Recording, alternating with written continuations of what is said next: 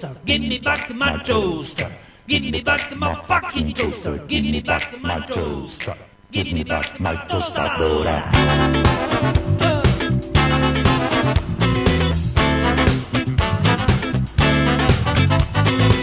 Llévate la TV, llévate el pantalón, todo lo que ve, llévate mi calzona, llévate el auto azul, el traje gris, déjame la guitarra y la armónica de mí. Bueno, dale, casi ya un poco lo último que nos va quedando de este periodismo y rock and roll. Uno de los temas de actualidad, entre todos los que tocamos hoy, pero eso tiene que ver también con lo que están tratando las cámaras, tiene que ver con la baja o con bajar la edad de la imputabilidad. Cada vez que aparecen los gobiernos de derecha, uno de los caballos de batalla tiene que ver con que cada vez más chicos metamos a los pibes a la cárcel, como si fuera la única alternativa para solucionar estos problemas que por ahí están ocurriendo. Estamos comunicados en línea telefónica con una abogada reconocida en su trabajo en derechos humanos también. Está Claudia Cesaroni de aquel lado del teléfono. Claudia, gracias por el rato, ¿cómo estás? Hola, ¿qué tal? Buenas noches, ¿cómo estás? Muy bien. Claudia, te está tratando nuevamente una baja en la edad de imputabilidad. Repetitivo, digo, durante el gobierno de Macri también se trabajaron sobre esto. Digo, dame algún concepto sobre esto, tu opinión al respecto. Sí, yo una precisión primero técnica, que trato de insistir siempre en eso, que estamos hablando en realidad de edad de punibilidad. El gobierno lo informa mal, nosotros tratamos de aclarar. ¿Por qué? Porque de lo que se trata es de a partir de qué edad se somete a proceso penal a un adolescente. El proceso penal tiene como objetivo castigar, aplicar pena, punir. Okay. Entonces, estamos hablando de la edad de punibilidad. El gobierno plantea bajarla a 13 años, sí. En ese momento esa edad es de 16. Como vos decís, en el último gobierno del macrismo, tanto en 2017 como 2019, hubo intentos en el mismo sentido. Y una de las cuestiones más ilógicas o más absurdas de estos proyectos es que en 2017 se planteó bajar a 14, en 2019, mediante un proyecto de Patricia Bullrich, a 15 años, y ahora se plantea 13. Entonces, no hay ninguna razón en ninguno de los tres casos de por qué 14, por qué 15, por qué 13, ¿no? No hay, digamos, ninguna explicación que fundamente esa diferencia dentro de los mismos, incluso de la misma persona que lo propone, como Patricia Bullrich. Por supuesto que estoy en contra, a título personal, como integrante del CEPOC, que es la institución que yo integro, de la Red Argentina No Baja, que es un colectivo de organizaciones y de personas que nos oponemos en general a la baja edad de punibilidad y muy en particular a este proyecto que hemos definido como peor que la ley de Videla que está vigente, porque efectivamente la ley que hoy rige la situación penal de los adolescentes es una ley firmada por un dictador como Videla, es una ley del año 80, pero aunque parezca increíble, esta ley que proponen Bullrich, Puñol y Varona y Milei, es una ley aún peor que aquella ley emanada de la dictadura. No solo por la edad de punibilidad que propone, de 13 años, sino porque establece penas de hasta 20 años de cárcel. La ley vigente incluye la posibilidad de la absolución en determinados casos, o sea, de si el adolescente se ve que ha avanzado en su tratamiento, que ha modificado sus conductas, etcétera, el tribunal lo puede absolver, no importa el delito que haya cometido. Y además esta ley establece, y esto se habla muy poco, un régimen, es como el retorno del patronato, ¿no? Establece un régimen para los que quedan por debajo de los 13 años. En realidad, alguien el otro día decía, este proyecto tiene una edad de punibilidad 0, porque para los que quedan por debajo de los 13 años, establece un régimen que es de internación en caso de que ese niño o niña sea considerado peligroso, ¿no? Y establece que el juez lo puede internar, y lo puede internar hasta que demuestre que ya está recuperado, o que cesó el peligro, o que ya no es peligroso, y eso es absolutamente violatorio de, ya no de la Convención sobre los Derechos del Niño, por supuesto, sino de toda la normativa vigente en nuestro país, ¿no? Rompe además esto con no solo con la normativa del país, sino también con los pactos internacionales que se han firmado al respecto y de los cuales Argentina forma parte y debe cumplir. Por supuesto, por eso te decía, no solo viola la Convención, sino, aunque no tuviéramos la Convención con jerarquía constitucional, la Convención sobre los Derechos del Niño, que nosotros la tenemos con jerarquía constitucional, eso quiere decir que vale tanto como la propia Constitución, pero aunque no la tuviéramos así, las leyes vigentes de nuestro país dicen todo. De hecho, en 2005 se derogó expresamente el patronato, o sea, se derogó esa facultad que tenía el juez, digamos el llamado juez de menores, de internar a un llamado menor que fuera riesgoso, que estuviera en riesgo, ¿no? Bueno, eso fue derogado y este proyecto lo reimplanta, ¿no? Es un retroceso brutal. Claro, y digo, vos nos aclarabas lo de que en realidad es el nombre es edad de punibilidad. Claro, sí. Punibilidad. Digo, como que, digamos, corrijamos lo que pasó antes, no con contención, sino con palo y a la bolsa, digo. Absolutamente. Mira, uno de los planteos que yo trato tratamos de poner en discusión es que estamos hablando de niños de 13 años que recién están saliendo o deberían estar saliendo de la escuela primaria y que deberían tener ante sus ojos una propuesta de perspectiva de seguir estudiando, porque en nuestro país la educación secundaria es obligatoria, sí, de practicar un deporte, de si tienen adicciones, tener políticas públicas desde el punto de vista sanitaria, de la salud pública, no de castigo, para ayudarlos en ese tipo de adicciones. Si sus familias no pueden acompañarlos en su adolescencia, la adolescencia es una etapa muy difícil, ¿no? Como cualquiera, yo la tengo muy lejos, pero quien tenga hijos, nietos, sobrinos o quien la haya vivido hace poco, sabe que la adolescencia es una etapa muy difícil y hay que atravesarla, y es muy difícil para el adolescente, es muy difícil para la familia. Muchas veces las familias no tienen los recursos, aunque tengan recursos incluso económicos, no tienen los recursos simbólicos o la capacidad de afrontar lo que significa ese adolescente concreto que tienen en su casa. Y a veces los pibes transgreden como una manera de rebelarse frente al mundo, y otras transgreden porque tienen hambre y no tienen para morfar y salen a robar lo necesario para comer. Entonces, cada una de esas situaciones hay que acompañarlas, el Estado tiene que estar presente. Si las familias no pueden abordar eso, para eso está la comunidad del Estado. Lo que pasa es que estamos hablando de eso en un contexto en el que se dinamita el Estado social, o se intenta dinamitar el Estado social, y solo se plantea ensanchar el Estado penal. Sí. Entonces, esta propuesta hay que verla en ese contexto, ¿no? No es una propuesta, digamos, sola o que se tira en este campo en particular, sino que está en contexto con las políticas que desarrolla este gobierno mucho más en general, ¿no? Recién hablábamos con la directora de Mujeres y veíamos cómo se habían incrementado los casos de violencia, de lo que tiene que ver familiar, de género, con niños, digo, en este último tiempo, digo, ¿no? Y tomábamos números de Punta Indio, digo, ¿no? Y la verdad que es un tema que nosotros seguimos siempre y la verdad que los números asombran. Y una de las cuestiones tiene que ver claramente con este desastre económico que no para de golpear a toda y cada una de las familias. Digo, debe ocurrir lo mismo, se me ocurre a mí, con esto, digo, debe haber mayores cantidades de chicos generando problemáticas que no pueden ser resueltas también por lo económico. Pero por supuesto, y va a aumentar, digamos,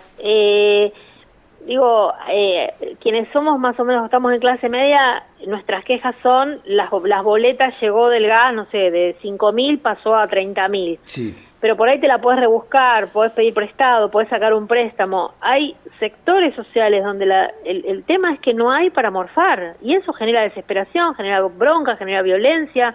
Es decir, es obvio eso, ¿no? Digamos que el aumento de la debacle económica, la ausencia de changas, la imposibilidad de que la familia se encuentra aún en un comedor popular la posibilidad de comer todos los días porque no les mandan la comida a los alimentos, o los comedores han cerrado, Bueno, y hay muchos pibes que terminan en banda, porque realmente no están en condiciones esas familias de acompañarlos, de estar con ellos, de resolverles su problemática, de buscar un turno en un hospital que por ahí ni les da un turno para que los atienda un psicólogo si tienen un tema de adicciones, porque por ahí ese hospital también fue dinamitado en términos económicos y ya no tiene servicio de asistencia para esos pibes. Entonces, es bastante evidente que estamos incumpliendo todas las obligaciones o gran parte de las obligaciones que tenemos como Estado, como sociedad, como adultos, con estos pibes y con estas pibas, y después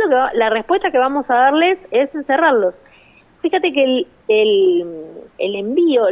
la nota de presentación del proyecto, el comunicado de prensa que hacen originalmente cuando presentan el proyecto Bullrich y Cuniol y Barona, por ahí dice, todos sabemos que los niños, niñas y adolescentes son utilizados por las bandas criminales para cometer delitos, Yo decía, pocas veces he visto un documento tan perverso en términos de reconocer que esos pibes, en todo caso, son víctimas de una utilización, y entonces la respuesta es meterlos presos.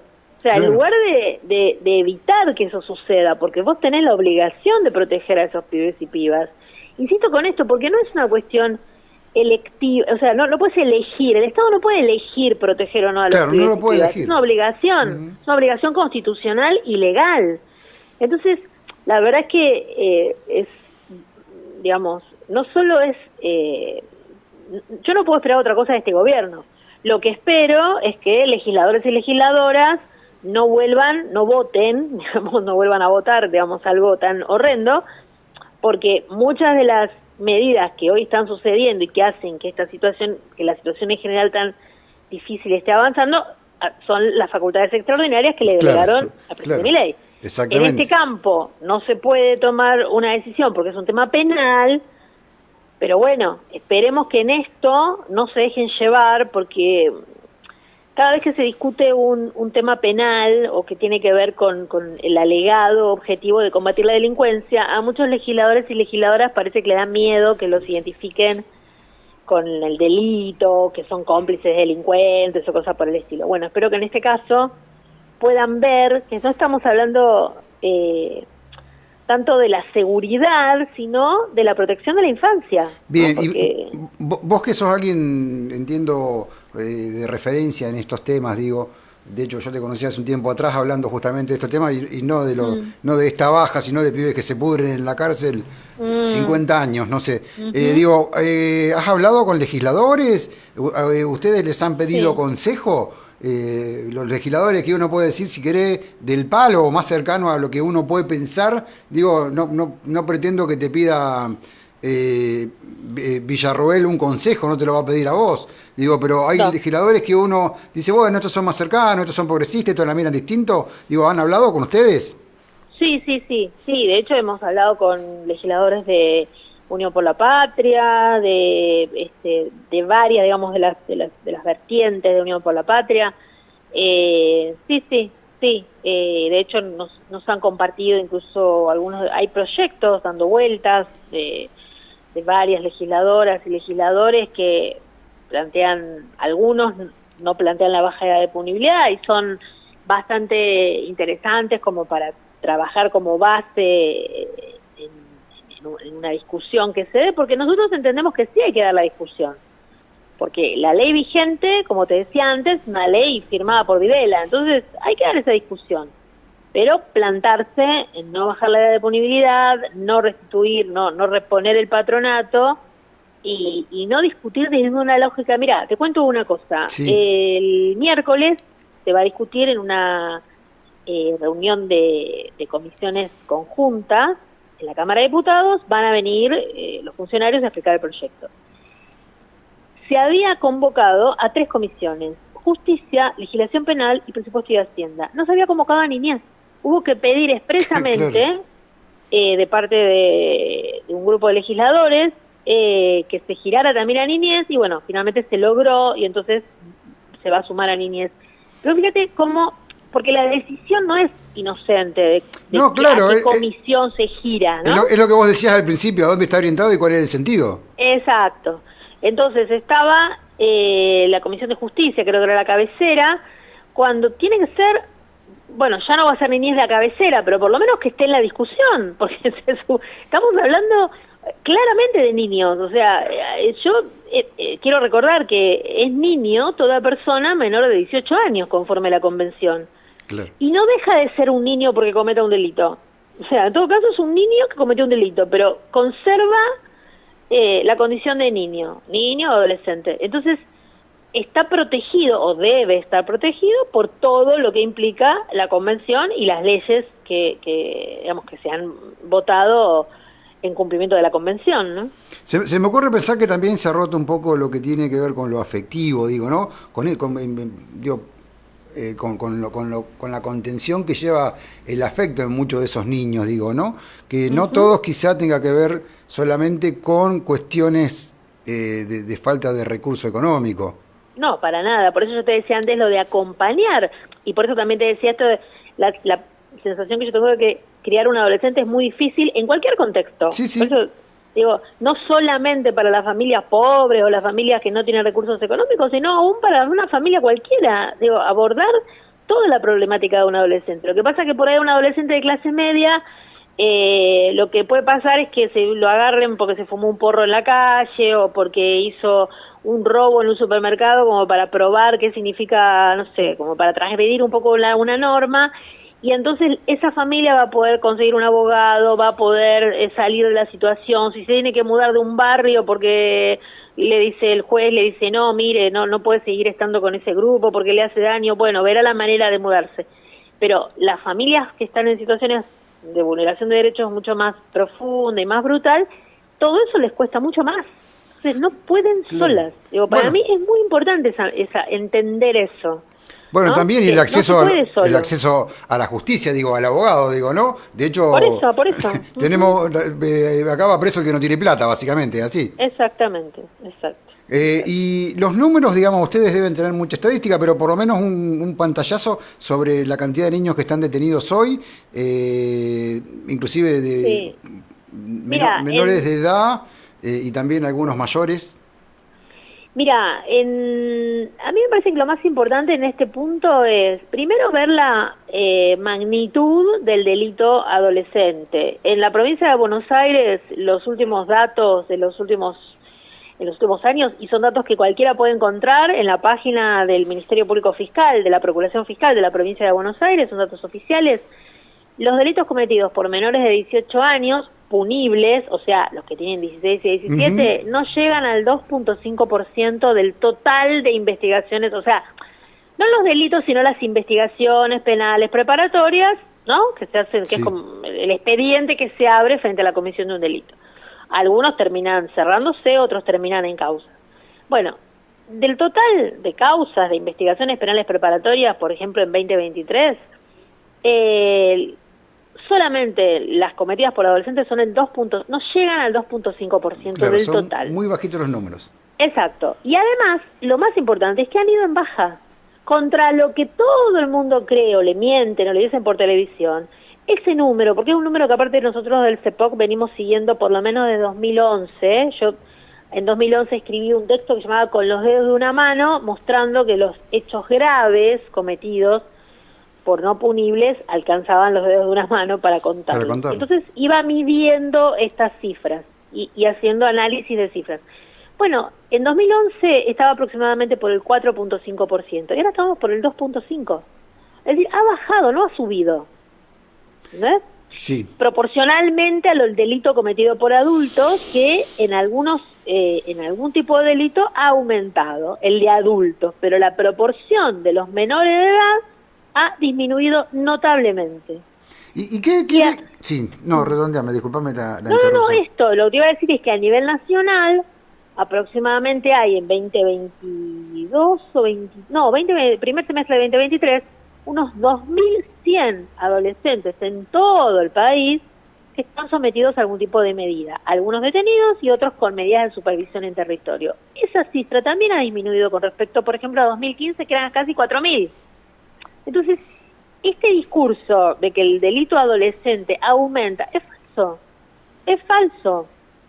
Y yo espero que los y las legisladoras estén, digamos, despiertos como para hacer preguntas y les pregunten tanto a Cunha Barona como a Bullrich datos, porque si tienen que mostrar datos, no sé dónde los van a sacar. Van a salir con el caso del gatillero de Rosario, el pibe de 15 años. Casos puntuales. Pero siempre tienen un caso, ¿entendés? Para mostrar 1, 2, 3. Bueno, sí hay algunos casos, nadie lo niega. Bien. Pero eso no es justificación para bajar la edad de punibilidad para todos los pibes de esa edad, ¿no? Y digo, y uno mira esto y decís, bueno, pero ¿por qué apuntan? Bueno, en Bullrich es básicamente una obsesión que tiene como es con este tema. Si bien, como contabas vos al principio, va cambiando la edad, digo, en cualquier momento ahora van a agarrar, lo van a meter preso porque tiraron un chicle en el jardín. ¿Qué es lo que le pasa por la cabeza? ¿Qué imaginás? Digo, porque vos contás números y los números van en baja claramente, no son tantos casos. Bueno, es claramente una cuestión ideológica. Bueno, se junta con Cunha Rivarola, que piensa lo mismo. Mira, te repito, esto de que van a meter a los del jardín, quiero insistir con esto. El proyecto que ellos presentan les permite internar a un niño del jardín. Claro. Que me parece muy importante tenerlo claro. Sí, sí. Porque no lo van a llamar pena de prisión, pero es una internación, es lo mismo, es una privación de libertad. Y de ese tema. Sin límite. Y probablemente. Sin límite. Sí. No, digo que probablemente en los medios de comunicación eso no te lo cuenten, los medios de comunicación no aparece, porteños que miramos habitualmente. No aparece el tema este. Entonces, por eso insisto mucho con eso, porque es una especie de administración de la niñez pobre, ¿no? Digamos, claro, el pibe que se pelea en la calle, o el pibe que por ahí se escapa de la casa porque lo que fuera, o el pibe que se pelea, en la escuela, el famoso pibe conflictivo, que por ahí tiene un montón de quilombos psicológicos, que en la casa lo maltratan, o que ve que el padre le pega o que están todos mal porque no entra un peso, lo que fuere. Sí. Ese pibe puede terminar internado, diciendo que es peligroso porque un día le metió una trompada a un compañerito o porque le roba al compañerito, y en lugar de abordar eso como una problemática por fuera del sistema penal, este proyecto de ley, si se aprueba, le permite al juez internarlo, sin límite de tiempo. Una locura. Claudia, ¿querés redondearnos con algo esta tarde? Obviamente te vamos a agradecer el rato, pero ¿querés cerrar algo que, como nosotros decimos a veces, no supimos preguntar y vos considerás que es importante mencionar en esta charla? No, yo creo esto que decíamos de la necesidad de pensar que estamos hablando de pibitos, de niños que están terminando su etapa de escuela primaria, y que no puede ser que no podamos pensar para estos pibes a los que deberíamos abrazar, aún a los que tengan dificultades o cometan algún delito o cometan transgresiones, desde otro lugar que no sea el castigo y la cárcel, ¿no? Me parece que eso es lo que nos tenemos que obligar a pelear para que eso no suceda, ¿no? Este dicho que, no sé si dicen que es o no, un proverbio africano, ¿no? De que el niño que no sea abrazado por su aldea la va a prender fuego, digo, ¿no? Y esto exactamente. tiene algo de olor a eso, ¿no? Y cualquiera que haya trabajado con pibes, tanto como docente o acercándose a los pibes en algún tipo de institución o en una parroquia o donde fuere, sabe perfectamente, de verdad, el efecto que provoca, la necesidad que tienen los pibes de ser abrazados, contenidos, escuchados, y el efecto que provoca eso, sobre todo los pibes que más dificultades tienen. Esos son los que más lo necesitan, pero no necesitan cárcel y encierro, necesitan otra cosa, ¿no? Bueno, Claudia, te agradezco muchísimo el rato en la tarde, tu claridad, y bueno, y la predisposición para que cuando te convocamos, sumarte a esta charlita acá en estos pagos del interior de la provincia de Buenos Aires. Te agradezco muchísimo el rato. Cómo no, un gusto, gracias a ustedes. Hasta pronto. Un abrazo. Chau, chau. Chao, un abrazo.